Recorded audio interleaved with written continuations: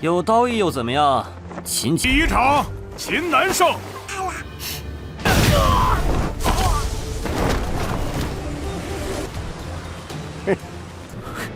找死，准备进行第二轮比试。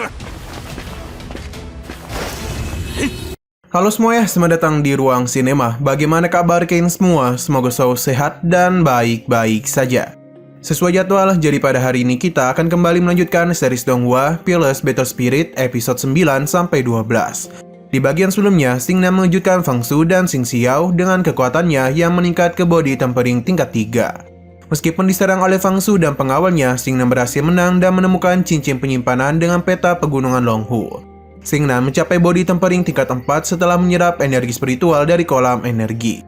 Sedangkan di keluarga Xin, Xing Tian itu mendapatkan kritik karena memberikan 500 pil body tempering kepada Xingnan. Namun Xingnan membuktikan kekuatannya dengan mengalahkan Xing Changkong dalam duel. Di keluarga Fang Li berencana untuk menghancurkan keluarga Xin dan menyuap anggota keluarga Xin. Nah, Xingnan melanjutkan latihannya. Ia pun mencapai body tempering tingkat 5 dan menguasai teknik pedang guntur tingkat Great Completion. Keesokan harinya, Xingnan bersiap menghadiri seleksi murid sekte Xuanling. Sementara seorang wanita cantik bernama Xiao Qingsu muncul di dekat altar bela diri. Sim lanjut di altar bela diri, terlihat dua keluarga besar di kota Linshui yang telah berkumpul, yakni keluarga Fang dan keluarga Xin. Mereka bersiap untuk menjalani seleksi sekte Xuanling. Pada saat itu, Xingnan sempat menatap sinis dan serius ke arah Fang Rulong yang tepat berada di hadapannya. Tak berselang lama, Xingnan dikejutkan oleh sebuah tekanan yang luar biasa dari dua utusan sekte Xuanling, yaitu Xiao Qingsu dan juniornya. Dari tekanan yang diberikan oleh Xiao Qingsu, Xingnan berpikir bahwa Rana Xiao Qingsu setidaknya berada di atas Rana Xian Tian.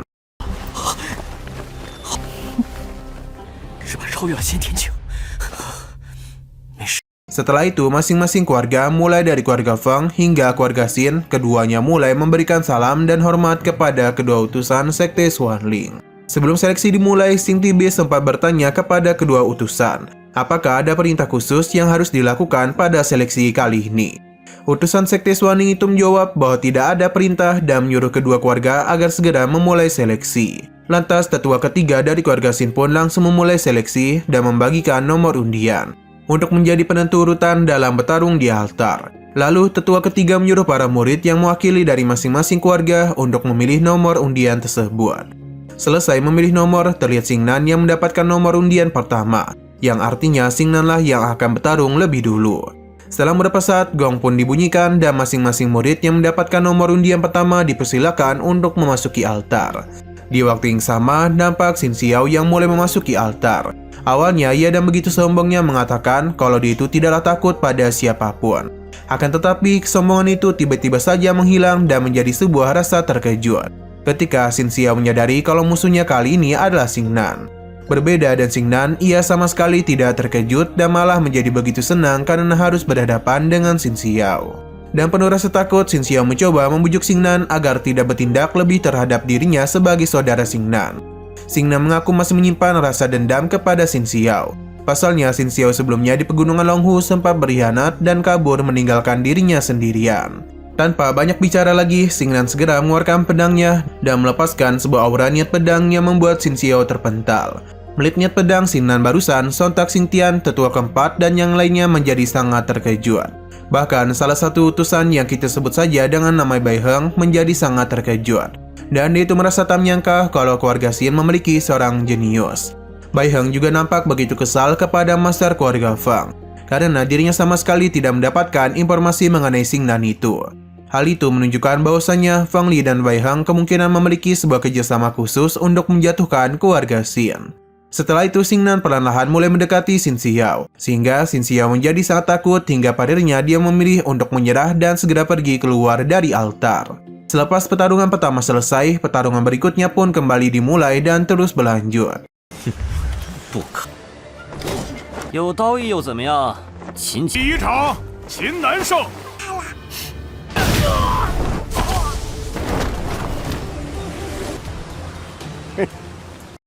Hingga sampailah pada pertarungan di mana Fang Rulong melawan salah satu murid dari keluarga Xin. Pada pertarungan itu, Fang Rulong jauh mendominasi dan mampu memberikan tekanan yang luar biasa. Tak mau menyerah begitu saja, murid itu pun memutuskan untuk menahan tekanan dari Fang Rulong. dan menggunakan sebuah pertahanan dari martial spiritnya.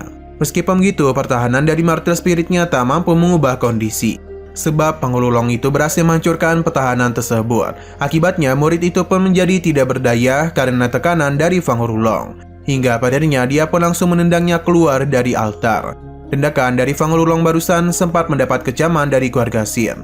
Salah satunya adalah Xin Changkong. Xin Changkong menjadi begitu kesal dengan tindakan tersebut dan beranggapan kalau Fang Hulong telah melewati batas. Selain itu, Xing Tian juga tak terima dengan tindakan tersebut karena Fang Hulong dan sengaja melukai muridnya. Lantas Fang Ni pun mencoba membela Fang Hulong dan mengatakan bahwasanya pada tahap seleksi, terluka memang sudah sewajarnya ketika yang lemah berhadapan dengan yang kuat. Ucapan dari Fang Li juga didukung oleh Bai Heng. Ia berkata sudah sepantasnya bagi yang lemah untuk mendapatkan luka pada pertarungan itu. Di waktu yang sama, terlihat Xiao Qingsu yang sedang menatap serius ke arah Xing Nan.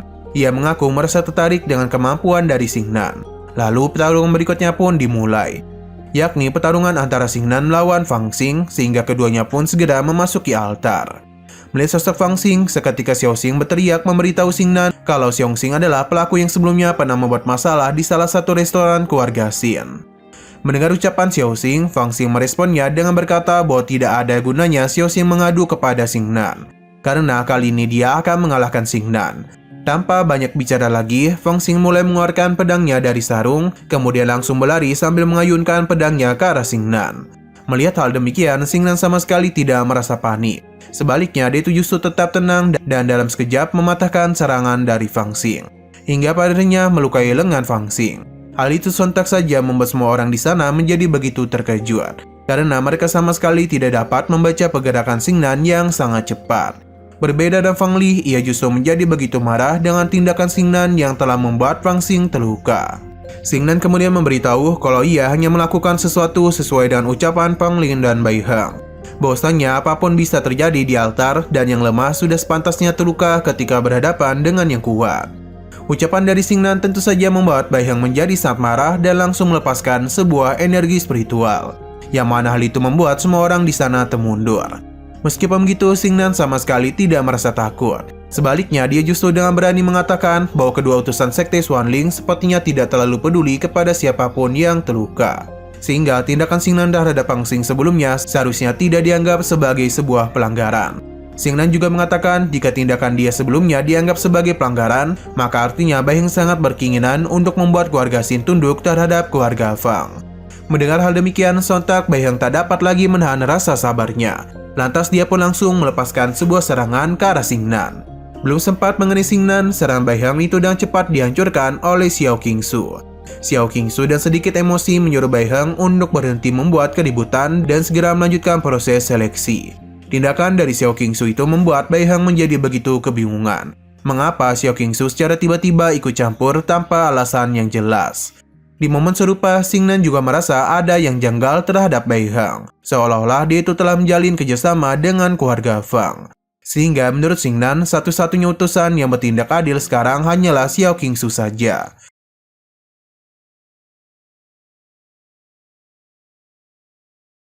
Tak berselang lama, seleksi kembali dilanjutkan dan kali ini akan ada sebuah pertarungan antara Xin Changkong melawan Fang Huo. Baru saja dimulai, Xin Changkong langsung bersiap untuk menyerang Fang Huo. Xin Changkong langsung bersiap untuk menyerang Fang Huo secara ganas. Akibatnya, Fang Huo menjadi begitu ketakutan dan memilih untuk menyerah. Sekalipun Fang Huo sudah menyerang, namun Xin Changkong sama sekali tidak memberikan ampunan. Ia tetap saja melepaskan serangan kepada Fang Huo sampai membuatnya terpental. Melihat tindakan Xin Changkong, jelas Fang Li dan Fang Hulong sebagai bagian dari keluarga Fang menjadi begitu marah dan merasa tak terima. Selesai Xin Changkong menangkan pertandingan pun melanjut. Kali ini akan ada Fang Hulong melawan Xin Yu. Belum sempat memasuki arena, Xin Yu tiba-tiba saja berteriak mengatakan kalau dia menyerah, sehingga pertarungan itu pun dimenangkan oleh Fang Hulong. Dan demikian kompetisi seleksi putaran pertama pun berakhir. Lalu mereka yang lolos pada putaran pertama itu dipersilakan untuk masuk ke dalam altar untuk memulai putaran kedua. Putaran kedua ini mereka berlima diperintahkan untuk membandingkan masing-masing tingkat martial spirit dengan cara mengeluarkan masing-masing martial spirit mereka secara bergiliran, dan bagi siapapun martial spiritnya yang memiliki tingkatan tertinggi maka merekalah pemenangnya. Setelah itu putaran kedua pun dimulai dan Xin Changkonglah yang pertama maju untuk memamerkan material spiritnya. 找死没进行第二轮比试。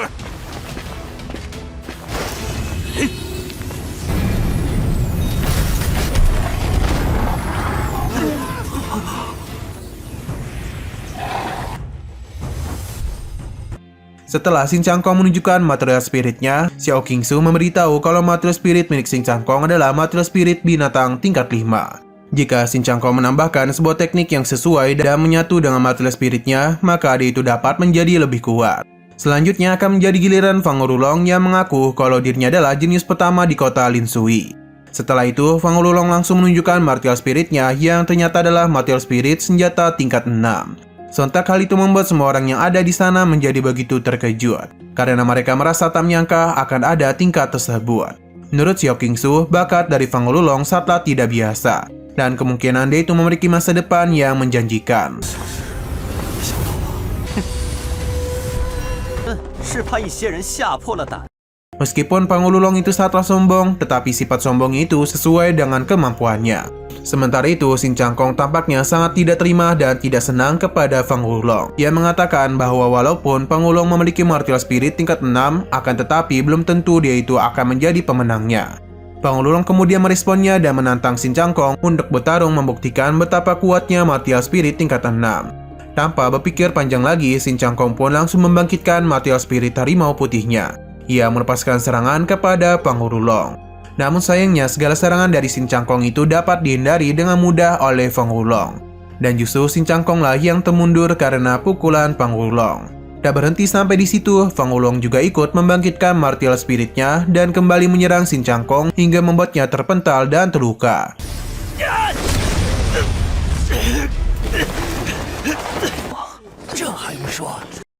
Setelah mengalahkan Xin Changkong, Fang Wulong dan lantang berkata kalau keluarga Fang adalah keluarga terhebat dan terkuat di kota Lin Sui.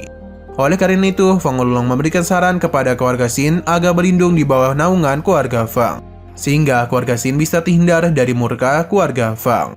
Fang Li juga menyuruh keluarga Xin agar menuruti segala perintah keluarga Fang. Jika tidak, Fang Li tidak akan segan-segan untuk menghabisi semua anggota keluarga Xin. Mendengar ucapan Fang Li itu, sontak Xing Tian menjadi begitu marah dan berkata kalau Fang Li terlalu lancang.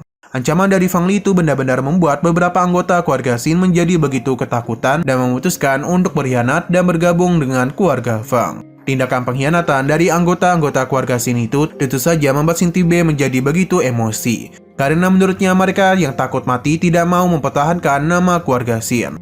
Mereka itu sangatlah memalukan dan tidak pantas memiliki darah keluarga Xin. 你们形势比人强，一边贪生怕死的小人！罢了，你们都走吧，这些白眼狼！难道忘了我全族死战？ Perkataan dari Xin Tibe sontak membangkitkan rasa juang pada anggota keluarga Xin, hingga mereka pun menjadi berani untuk memperjuangkan keluarga Xin. Tak berselang lama, tiba-tiba saja tetua ketiga perlahan berjalan menuju sisi keluarga Fang. Menyadari hal demikian, tetua kedua pun sempat mencoba untuk menghentikannya. Akan tetapi, tetua ketiga tiba-tiba saja menyerangnya hingga membuatnya terlempar. Tetua kedua nampak begitu terkejut dan bertanya-tanya mengapa dia tak mampu menahan Truki dari serangan tetua ketiga. Selang beberapa saat, tetua pertama dan tetua keempat pun mencoba untuk melepaskan energi spiritualnya. Namun, tanpa alasan yang jelas, mereka tak dapat melakukannya. Di waktu yang sama, Xin Tibe pun mulai kehilangan keseimbangannya. Hal itu membuatnya tersadar bahwa tetua ketiga telah melakukan pengkhianatan. Bukannya merasa bersalah, tetua ketiga justru dan bangganya mengatakan kalau dirinya hanya mencoba untuk menyelamatkan keluarga Xin saja. Fang Wulong kemudian meminta kepada kedua utusan sekte Xuanling agar mengizinkannya untuk menangani murid-murid keluarga Xin termasuk Xing Nan. Mendengar permintaan dari Fang Wulong itu, tentu saja Xiao Xingsu tidak mengabulkannya, karena permintaan Fang Wulong itu termasuk ke dalam tindakan kejahatan. Berbeda dengan Bai Heng, ia justru mendukung permintaan Fang Wulong. Oleh karena itu, ia mencoba membujuk Xiao Qingsu agar mengizinkan Fang Wulong. Tentu saja bujukan dari Bai Heng ini membuat Xiao Qingsu menjadi sedikit emosi, karena ia merasa kalau Bai Heng seolah-olah sedang menggurui-nya dalam mengambil keputusan. Di waktu yang sama, Xing Nan mencoba bertanya kepada Bai Heng, apakah Bai Heng itu sering membunuh sesuka hatinya hanya karena ia berada di sekte Xuanling. Bai Heng pun menjawab bahwa ia memang sering melakukan hal itu. Karena menurut Bai Heng, manusia hanya seperti semut belaka. Setelah mendapatkan jawaban itu, Xing Nan meminta kepada kedua utusan agar tidak terlalu cepat menyelesaikan seleksi hanya karena melihat Pengelulong yang mendominasi saja.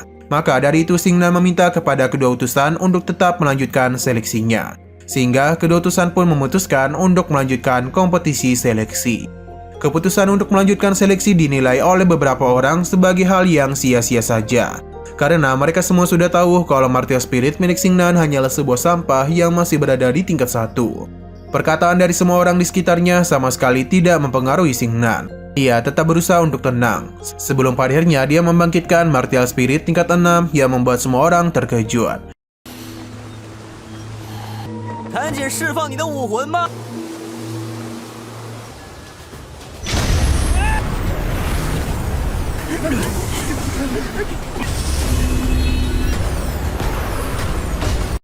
Mereka pun mulai menyadari pantas saja Xing Nan berani untuk melanjutkan kompetisi. Hal ini karena Martial Spiritnya yang telah meningkat ke tingkat 6. Selain itu, Tisan juga tersadar bahwa Martial Spirit tingkat 6 inilah yang menjadi alasan mengapa Xing Nan dapat mencapai top grade compilation dengan mudah. Sementara itu, Pengelulong justru menjadi begitu marah dan merasa kalau Xing Nan telah menggunakan sebuah trik untuk menipu semua orang. Dan merasa marahnya, Pengelulong mencoba melepaskan serangan kepada Xing Nan. Bahkan, dia itu juga sempat membangkitkan Martial Spiritnya hanya untuk menyerang saja. Tak hanya berdiam diri saja, Xing Nan juga membangkitkan Martial Spiritnya untuk melawan. Akibatnya, serangan Xing Nan berhasil mematahkan serangan Pengelulong hingga membuatnya terluka.